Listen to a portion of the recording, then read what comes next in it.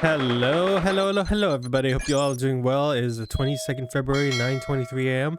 The Old Bailey Defendant's Antechamber. Let us continue. The Old Bailey. This place always makes me feel strange. It seems to get chills down my spine and break out in a nervous sweat all at the same time. Well, I didn't think I'd be back here so soon. That's my line! Good morning! Good morning, Mr. NATSUME.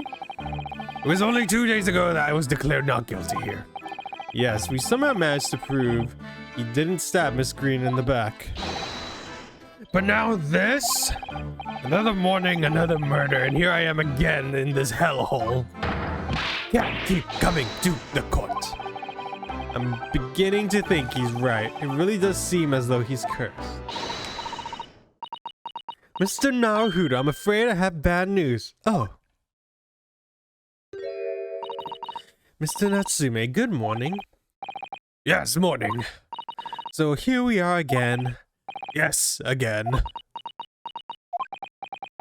Well, this is a bit awkward. Judicial Dismissal Mikazoba Esquires. What's the bad news? Oh dear, you heard, did you? She didn't want to say it in front of him. You come in shouting at the top of your voice. People can't help hear what you're saying. Oh, I am sorry. You've done nothing wrong, Mrs. Sato. Now what is it? Well, it seems that the prosecution in today's trial will be led by Lord Baron Van Zieks. Van Zieks? Ah, oh no. The so-called Reaper of the Bailey, the most legendary prosecutor in the land. In the trial 2 days ago, he pursued Soseki and I relentlessly. Of course, by the skin of our teeth, we managed to pull through, but still. Perhaps Mr. NATSUME acquittal in the last trial wasn't the end of the matter after all. Yes, I know what you're thinking. The legend of the Reaper that says nothing can save a person in the dock when the Lord Van Zieks is the prosecutor. Oh no! It's even if the person is found not guilty, the accused will meet a mysterious end one way or another. And we've experienced it firsthand. A man we were successfully defended met the most terrifying end after his acquittal. Right here in the Old Bailey. Do I have to put up with those ice-cold eyes boring into my soul again? Cursed by evil spirits and now by the Reaper. Petrifying perils, potentially. Well, if it's potentially, at least you appear to have hope, Mr. NATSUME. Locum student Naruto Esquire. Ah, yes. I'm innocent. You have to believe me. You more than anyone now. Don't worry. I'll be your steadfast ally every step of the way in this battle. I promise. And this promise to be a hard battle, I fear.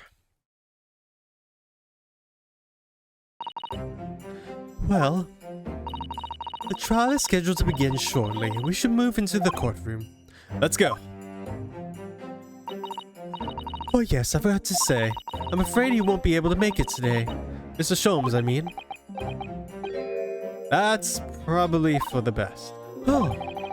If he were here, I might be tempted to rely on his help, and that could be seen as a weakness if Lord Van Zieks were to notice he'd prey on it mercilessly.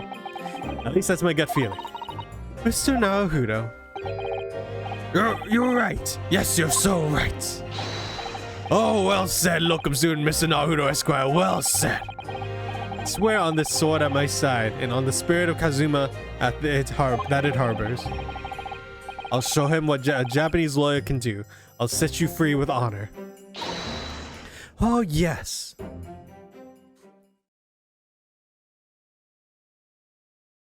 Oh, are we gonna start the trial now? Yep. 22nd February, 9:40 a.m. The Old Bailey courtroom. Oh, we got interesting new people today. In the name of Her Majesty the Queen, I hereby declare the court to be in session. Now I call upon the counsel for the prosecution and defense to declare their willingness to proceed.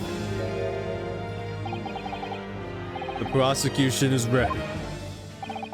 The defense is ready, my lord. Readiness for the trial, my learned Nipponese friend. Not what the defense needs.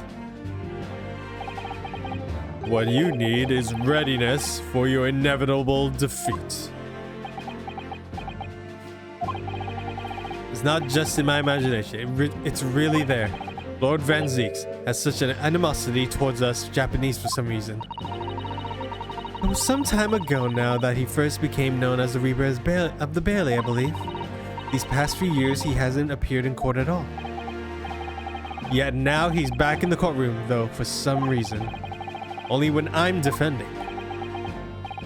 This Reaper with his curious disdain for us Japanese is a prosecutor shrouded in mystery.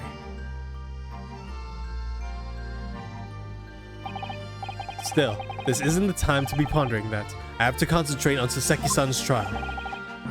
Furthermore, I call upon the 6 ladies and gentlemen of the jury.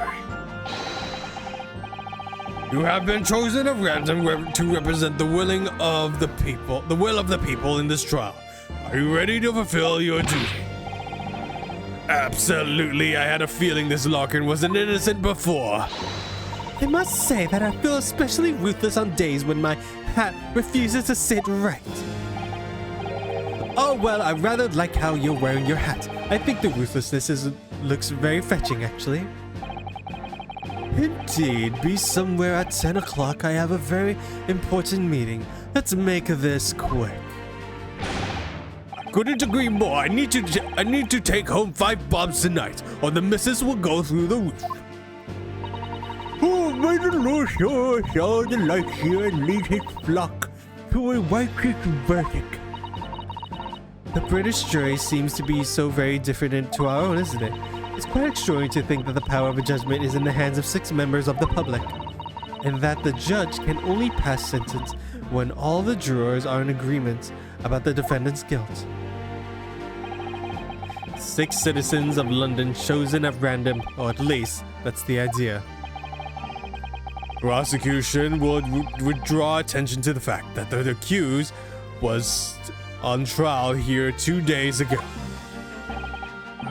Accordingly, where possible, the James jurors have been asked to return for duty today. Very well, let us commence the trial. Lord Van Zeek's opening statement, please. Ladies and gentlemen of the jury, it is not the intent of the prosecution to cast doubt over your past decision. However, the innocent verdict afforded to this eccentric Nipponese before has had dire consequences. Did the accused repent for his wrongdoings in that affair? Far from it. Instead, he uses freedom to perpetuate a most blood-curdling crime, namely that of the attempted murder of his neighboring lodger, an innocent Englishman. To explain the circumstances of the crime, the prosecution calls its witness to the stand.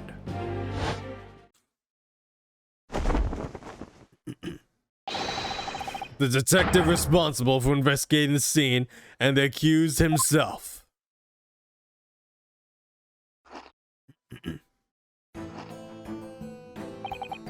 Witnesses, your names and occupation, please.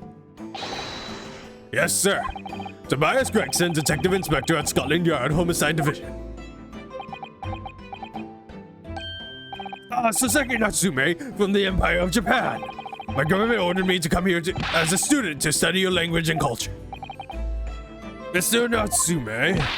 Yes, my lord, yes, sir. I'm quite sure I'm not mistaken that you swore an oath never to set foot in my courtroom again. I remember it as if it was yesterday. The day before, in fact, my lord, but close enough. Believe me, this is the last place I wanted to be. Inspector, let's hear from you first. Explain the case for the court. Right you are, sir. The incident occurred at the Garrison household where the defendant has lodgings. The ground floor room of the victim, Mr. William Shakespeare. The defendant has already admitted to visiting the victim on the night in question. Mr. Shakespeare collapsed in his room as a result of poisoning by something. He was found the following morning when the landlord, suspecting something was wrong, broke down the door.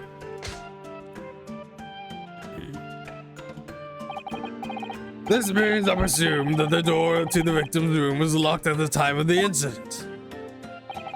Correct, my lord. It was locked from the inside, making entry to or exit from the room impossible. Although the victim, Mr. Shakespeare, lives to tell the tale, he very nearly did it. The man has halfway to heaven when we first found him. I was the first officer on the scene, my lord. And I have a photographic print here that I took at the time to show how it looked. Yes, a chilling scene indeed. The man looked very deceased. That's right. Everyone presented believed that exactly what he was. Very well, I shall accept this photographic print as evidence for the courts. Alright, so we got the crime scene photo. Now then, Mr. Natsume. Yes! The defendant, do you have anything to say at this juncture? They're haunted. Haunted by evil spirits. Good gracious, what's haunted? My lodgings. There's been a whole series of strange happenings in my lodgings. The tenant before me died in mysterious circumstances. A woman was stabbed by none other than no one on the street outside. My neighbor was poisoned. And me? What about me? I've nearly been killed countless times. Killed, Mr. Natsume? Even on the fateful night it happened, when I returned from Shakespeare's room, I lit my gas stove and climbed into bed, but before long, the stove went out, and somebody tried to kill me. You must always extinguish all fires before retiring for night, Mr. Natsume. But it's all cold, my runny nose would freeze. The point is, I didn't poison my neighbor. Why am I being accused of this? Why is my existence so cursed? Thank you, witness. I believe I have a reasonable, clear picture of the events. If I could raise one more point, my lord. One more conclusive point. Conclusive? Go on. Fortunately, the victim Shakespeare has regained consciousness after his ordeals, and he has named the true culprit. The poison consumed by the victim was administered in the cup of tea that he drank on the night in question. Tea, my lord, that was brought to the victim's room by the accused. The accused? Good grief! Order! Yes, that's the crux of this whole case. If Saseki-san is innocent, then why? Why was the victim accused? Well, Mr. Natsume, what have you to say of this accusation? That evening, yes, I did take some freshly brewed tea with me when I visited Mr. Shakespeare's room as a gift. The public water pump outside always freezes at night, so I brought bottled water especially to me. This is the result. Never will I touch tea again, never. The public pump was frozen, you say? That's not information we've heard before. That will do, thank you. Now, according to our law, the defense must have the opportunity to cross-examine witness at least once. Therefore, I call upon the witness now for full testimony. I presume the prosecution has no objection. None whatsoever, my lord. Good then. Will you give your account of the events on the night in question to the court now? Yeah. Yes, my lord.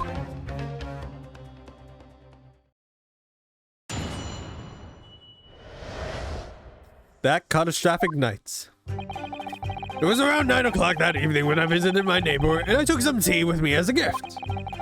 We had heated literally debate over a nice hot drinks, after which I went back to my room around 11. My tea was so completely harmless, he couldn't have locked the door behind me otherwise, could he?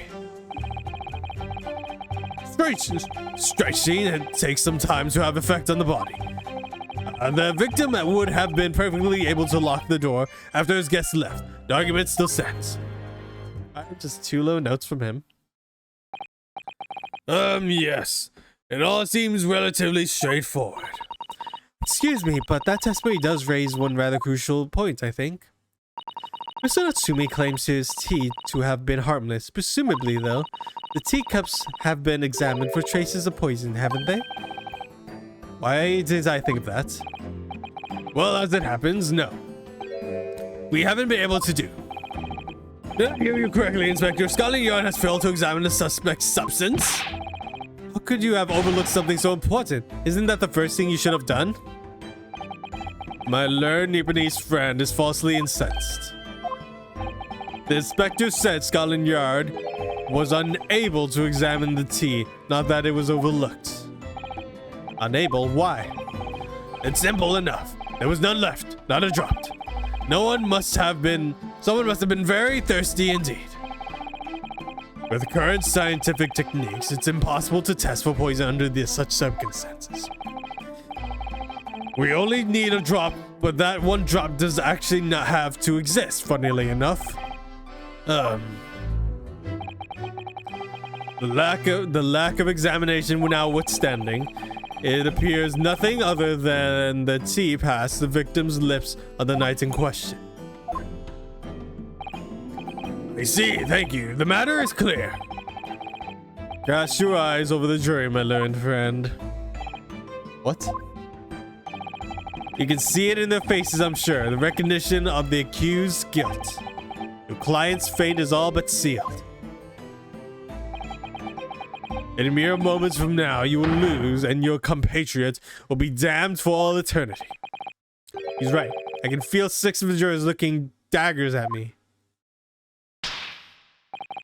But I can't let them beat me down. I won't. Counsel for the defense, proceed with your cross-examination. Yes, my lord. All right, time for a little cross-examination. The catastrophic night.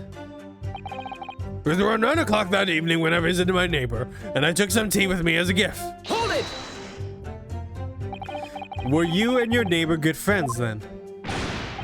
No, we weren't friends. Not at all. Not at all. Never. Ever. A simple no would have sufficed. I just noticed I have like a little mouse on my shoulder. It's too bad I can barely see it on this side. Then, why did you decide to pay him a visit? Mr. Shamsears fancies himself as having great literary knowledge. As a fellow scholar of English, we find much to talk about together. Come now, no Nipponese could understand the final points of English literature. And on the night in question, that was the topic of the conversation as well, I presume. It was the day of my last trial when I was acquitted. I just arrived back to my lodgings when I ran into Shamsears outside on the street. That was around 6 o'clock. We exchanged 1 or 2 pleasantries, but it soon turned into a heated discussion. He was on his way out at the time, though. I promised to visit his room that evening at 9 to continue our debate. But did I have ill intentions? No! Not 1, not 2, not 10. Not at all. Never, ever. A simple no would have sufficed, I feel. Then tell the court what did happen when you visited the victim's room. Hold it! Oops, I forgot to read that, but oh well. A literary debate about Shakespeare's works, I think you said, didn't you? Shakespeare. A very worthy topic of conversation, I must say. Oh yes, my lord. Romeo and Juliet. Who was stronger? I was profoundly, pleasurably parley. Romeo and Juliet. Who was stronger? I know I'm going to regret asking this, but how did the debate go? Well, we both agreed that we would reach a conclusion more quickly with a reenactment. So we battled it out in a Greco-Roman style naturally. What? Mr. Shamsears had all sorts of costumes in his room for such a contest. So when you say a reenactment, you mean you were actually in costume? He as Romeo and I as Juliet. And after a vigorous wild tussle, I as Juliet came out on top. A victory I'll cherish forever. I dare not imagine the terrible scene of carnage. The fact remains that it was you who prepared the tea and took it to the victim, correct? I boiled the water in my room and made a pot to take with me. I heard that he was too poor to have tea himself, you see? It's true, there was no sign of any tea leaves in the man's room. I wanted to do something nice, to be friendly. So why is everyone looking at me with such suspicion? My tea was harmless, of course it was. And do you have any basis of that statement, witness? Ah, my tea was completely harmless. He couldn't have locked the door behind me, otherwise he could he? Yes, there was not a drop of tea left in the victim's room anywhere. That's correct. Anyone would think the fellow had never had a pot of tea before. He must have licked it dry. Which is a pity because one drop is all we would need to analyze it for poison. And you say that you returned home to your courtroom at 11 o'clock, Mr. Natsume? Yes, definitely. By heavens and earth, I swear. The landlord able to verify that as it happened. He confirmed that the defendant went back to his room at 11 that night. And how is the landlord able to attest to this? He said it was the lamps, I believe. The lamps, Inspector? When the tenants returned to the room, they started using gas, the lamps in the other parts of the house flicker. Yes, Mr. Garrett seems to pay a lot of attention to the comings and goings of his tenants. There's only one key to the Shamspear's room. I know that for certain. He must have locked the door himself from inside his room. The victim has confirmed that to be the case, yes. So I'm right, my tea was harmless, completely harmless. If you take poison, you die. Everyone knows that. It's not that simple, I'm afraid. What do you mean? Seriously, takes more time, blah, blah, blah. I keep forgetting to read that. How long does it take for the symptoms to appear then? According to the coroner I was speaking to at the yard, about 30 minutes after the poison consumed. And then the victim suffered violent convulsions, cramps and stiffiness, and eventually died from asphyxiation. So there's a 30-minute interval between when the poison was ingested and onset of symptoms. There seems to be a lot of different types of poison in the world, that's for sure. But dear, death by poisoning again. It's always so awful. 30 minutes is a long time. Certainly long enough for the victim to have locked the door behind the accused after he left. You can't deny that. And it further degrades Sasaki-san's alibi. I have the medical reports from the doctor who examined the victim here, my lord. It spells it out really. The accused is the only person who could have done it. Very well, the court will add the report to the court record as evidence. Nice. We're gonna have to take a look at that. Where is it? It's over here. I haven't looked at these, have I? Alright, there really does not seem to be any noticing difference. This tea is the teacup from which Mr. Natsume was drinking. Yes, unlike the other one, the inside of the cup is completely clean. I suppose he must have drunk the contents before the tea had a chance to leave a mark. I always gulp it down too. Sorry, Mr. Naruto? Well, if you just sip it little by little, it gets cold. Clearly, I shall have to instruct you in proper way to take tea. Doesn't he like burn his throat every time? Poor guy. There's this one. There's like a line around the inside. This must be the cup from that Shamsi was drinking from. It's stained from the inside. Tea does that, I'm afraid. Evergreen tea. Oh, really? I never noticed before. You've never noticed? Well, I never leave it in the cup long enough to leave a mark. I like to gulp it down. Drink tea while it's hot. That's the Japanese way, isn't it? Oh dear, so many people seem to have the wrong idea about our culture. And most of them are Japanese. Alright, so there is a stain here. Which means he drank his quickly, while he drank his very slowly. Nothing we can discern from this room, it seems. There seems to be like something right here leaking. Is that the gas itself? This seems a bit odd. Alright, victim William Shamspiel, he's age 31. Cause of coma. Ingestion of small quantities of stirchine. It's 9. Toxic effects present 30 minutes after ingestion. High likelihood of the substance having been mixed with the tea the victim was drinking. No sample could be obtained for testing. The poison incident occurred at around 1:30 a.m. on 21st February. Assessed from the victim's pocket watch that appears to have broken when the man collapsed after the delay onset of symptoms. No container for the poison was found at the scene. Alright, interesting. I think we're going to stop this part here. So, thank you all so much for watching. Remember to like, comment, share, subscribe, and until then, I will see you all later. Goodbye.